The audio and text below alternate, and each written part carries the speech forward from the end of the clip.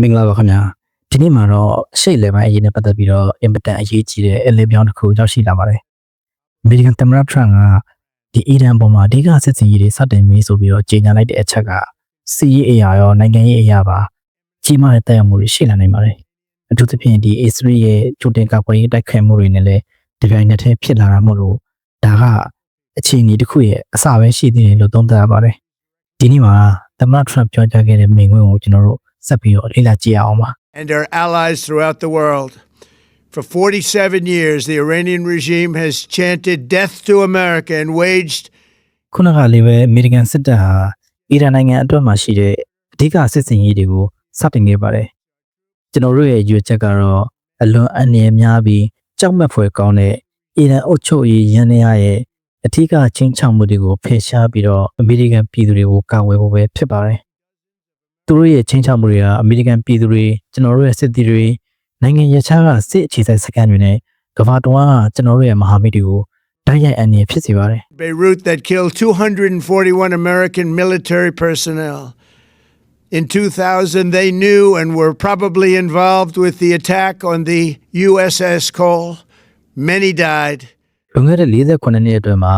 အီရန်အုပ်ချုပ်ရေးအဖွဲ့က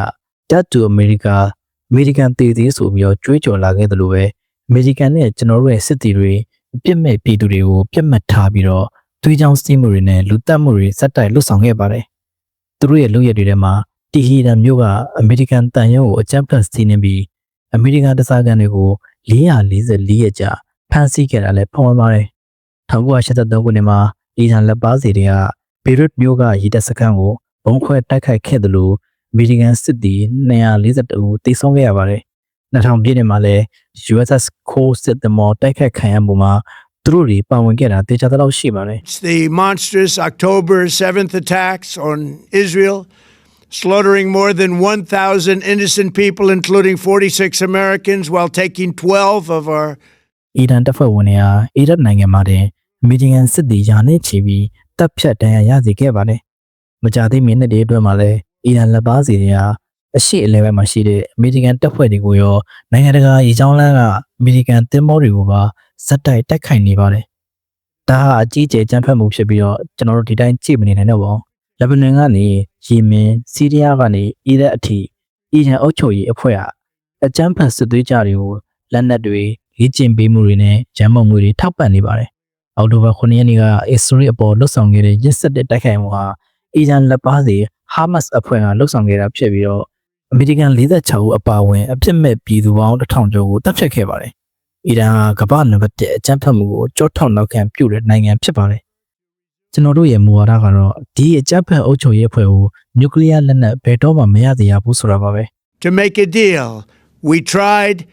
They wanted to do it. They didn't want to do it. Again, they wanted to do it. They didn't want to do it. They didn't know what was happening. They just wanted to practice evil. အဲ့ဒါကြောင့်မို့လို့ပြီးခဲ့တဲ့ဇွန်လတော့ Operation Midnight Hammer စစ်စီရင်နဲ့ Foro Natsan နဲ့ Esfahan တို့ကသူတို့ရဲ့နျူကလ িয়ার အစီအစဉ်တွေကိုကျွန်တော်တို့ဖျက်ဆီးပစ်ခဲ့ပါတယ်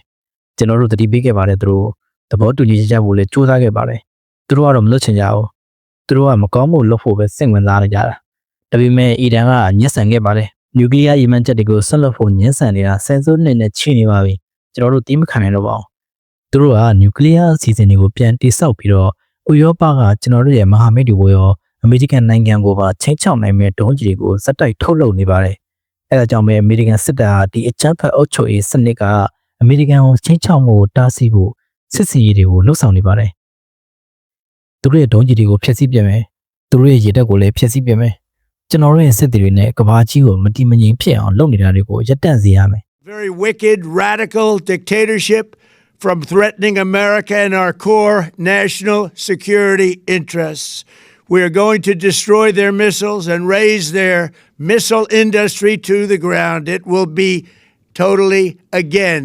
အီရန်နျူကလ িয়ার လက်နက်မရအောင်ကျွန်တော်တို့လှုပ်ဆောင်မှာဖြစ်ပါတယ်။ဒီအုပ်ချုပ်ရေးအဖွဲ့ဟာအမေရိကန်စစ်တပ်ရဲ့စွမ်းအားကိုစိတ်မခေါ်တဲ့မှုဆိုတာသိလာရပါစေမယ်။ကျွန်တော်အုပ်ချုပ်ရေးကာလမှာစစ်တပ်ကိုအင်အားတောင့်တင်းအောင်ပြန်တိစောက်ခဲ့ပါတယ်။စစ်ပွဲဆိုတာအသက်အန္တရာယ်ရှိတတ်ပါတယ်။အမေရိကန်သူရဲကောင်းတွေရဲ့အသက်တွေဆုံးရှုံးနိုင်ပါတယ် They are sometimes called to so gravely wound and kill thousands and thousands of people, including many Americans. And we will ensure that Iran does not obtain a nuclear weapon. It's a very simple message. They will never have a nuclear weapon. This ကျွန်တော်တို့ဒါကိုလုပ်နေတာအခုအတွက်တည်းမဟုတ်ပါဘူးအနာဂတ်အတွက်ပါဒါကွန်တိကရှိတဲ့ mission တစ်ခုဖြစ်ပါတယ်အီရန်နိုင်ငံရဲ့ Islamic တော်လှန်ရေးအစောင့်တပ်ဖွဲ့ဝင်တွေကိုကျွန်တော်တို့ပြောချင်တာကလက်နက်ချပါဒါမှမဟုတ်ရင်တေခြင်းတရားနဲ့ရင်ဆိုင်ရပါလိမ့်မယ် earth, even close to its power, strength, or sophistication. My administration has taken every possible step to minimize the risk to U.S. personnel in the region. Even so, and I do not make this statement lightly, the Iranian regime seeks to kill. The lives of courageous American heroes may be lost. နောက်ဆုံးအနေနဲ့ကွန်မြူစရာကောင်းတဲ့အီရန်ပြည်သူတွေကိုပြောချင်တာကတင်တို့ရဲ့လွတ်လပ်ခွင့်အချိန်ဟာရောက်ရှိလာပါပြီအပြင်ထွက်ပြီးတော့မနေပါနဲ့အန္တရာယ်များပါတယ်ကျွန်တော်တို့အလုပ်ပြီးသွားရင်တင်တို့အစိုးရကိုပြန်ယူပါဒါဟာတင်တို့အတွက်အခွင့်အရေးပါပဲအမေရိကန်ကတင်တို့ဘက်မှာရှိနေပါတယ်အမေရိကန်စစ်တပ်ကိုဖျားသခင်ကောင်းချီးပေးပါသည်အမေရိကန်ပြည်အောင်စုကိုဖျားသခင်ကောင်းချီးပေးပါသည်ကျေးဇူးတင်ပါတယ် We ask God to protect all of our heroes in harm's way, and we trust that with His help, the men and women of the armed forces will prevail. We have the greatest in the world, and they will prevail. To the members of the အခုနောက်ထောင်ခဲ့တဲ့မိန့်ခွန်းထဲမှာသမ္မတထရန့်ကစစ်စီရေးစတင်ရတဲ့အကြောင်းကိုအဓိကထားပြီးတော့ပြောသွားပါတယ်ဒါပေမဲ့ကျွန်တော်တို့သတိထားရမှာကသူကဒီစစ်စီရေးရွေချက်ကိုအမေရိကန်ကိုကာကွယ်ဖို့ဆိုတဲ့အချက်ပေါ်မှာအခြေခံပြီးတော့တင်ပြသွားတာပါထရန့်ကအီရန်ကိုကမ္ဘာအကြမ်းဖက်မှုရဲ့ကြောထောက်နောက်ခံနိုင်ငံအဖြစ်ဓာတ်ရိုက်ဆွဆွဲသွားပြီးတော့ဒီအတိတ်ကဖြစ်ရတွေကိုပါထည့်သွင်းပြောဆိုသွားပါတယ်ပြီးတော့အခုလှုပ်ဆောင်တဲ့ဟာကတရားမျှတကြောင်းခိုင်မာအောင်လှုပ်ဆောင်သွားတာကိုတွေ့ရပါတယ်အီရန်ရဲ့နျူကလ িয়ার စွမ်းအင်ကိုသာမကဒုံးကျည်ထုတ်လို့ရစက်ရုံတွေနဲ့ရေတပ်ကိုပါအမြင့်ပြတ်ချေမှုန်းမယ်လို့ပြောသွားပါတယ်ဒါကအကန့်အသတ်ရှိတဲ့တိုက်ခိုက်မှုမျိုးမဟုတ်ဘဲနဲ့ဒီအီရန်ရဲ့စီးရေးအရာရပ်တည်နိုင်မှုကိုပါထိခိုက်စေမယ့်အခြေသားစစ်စင်ရေးမျိုးဖြစ်နိုင်ပါတယ်ကျွန်တော်နိုင်ငံရေးရကြည့်မယ်ဆိုလို့ရှိရင်ဒီသမ္မတထရန့်ကအီရန်ပြည်သူတွေကိုတိုးရဲ့အဆိုအရာကိုပြန်လည်တိုက်ထုတ်ဖို့နှိုးဆော်သွားပါတယ်ဒါကအီရန်နိုင်ငံအတွက်မှာရှိတဲ့နိုင်ငံရေးလှုပ်ရှားမှုတွေကိုပုံမပြင်းထန်လာအောင်တွန်းအားပေးလိုက်တာမျိုးလည်းဖြစ်ပါတယ်ကျွန်တော်ဒီကုန်းချုပ်အနေနဲ့ပြောမယ်ဆိုလို့ရှိရင်ဒီမင်ကွင်းဟာ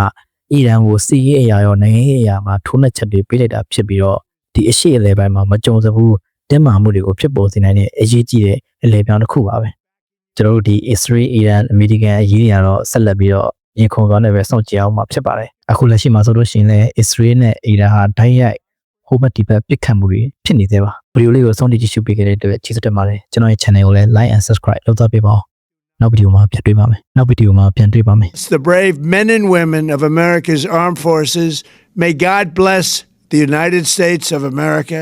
May God bless you all. Thank you.